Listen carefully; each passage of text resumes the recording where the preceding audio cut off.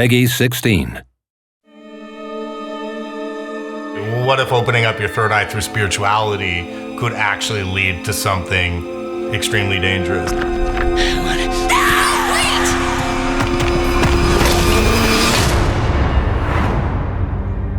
The Chant is a third-person horror action-adventure game. It takes place on a remote island spiritual retreat. The characters perform a group ritual, and this ritual is meant to channel their negative energy, expel it, and have them move on and achieve a sense of spiritual awakening.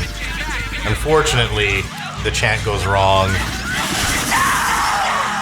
and their negative energy gets spilled across the island, and now the characters are desperately trying to survive.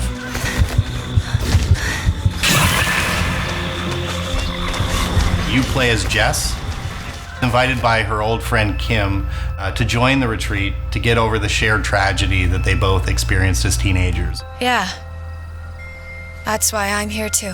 There is a sense of duality in the game because you are dealing with a remote island with little to no technology. Characters are walking around barefoot, and that kind of peaceful retreat soon turns into something that's actually quite dangerous and terrifying. Our main character has like a different emotional states. So like based on where she is and what type of situation she's in, you will see the contrast of like her emotions. She's trying to be brave, but at the same time, she's still showing her vulnerable side of it. There's like a fear in her face, like she's just on the ground and just trying to crawl away from the danger.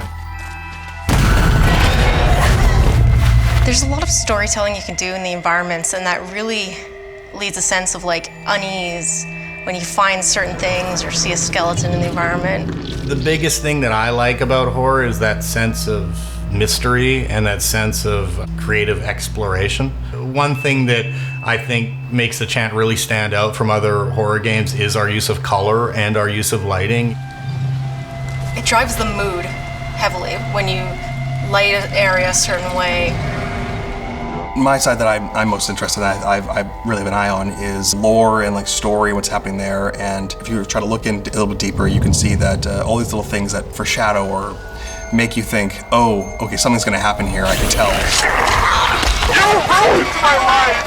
You know, when you think of fear and you think of like, you know, how are you gonna frighten an audience? It's about contrast, using negative space in a way to set up a horror moment.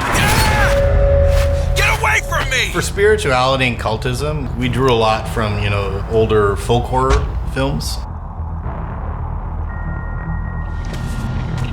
Early on, we knew that having a unique soundscape was going to be a big part of the game, and you know, we started exploring different avenues early on, looking at references from, you know, old movies from the 70s and early 80s. We've also done a lot of procedural audio in the game.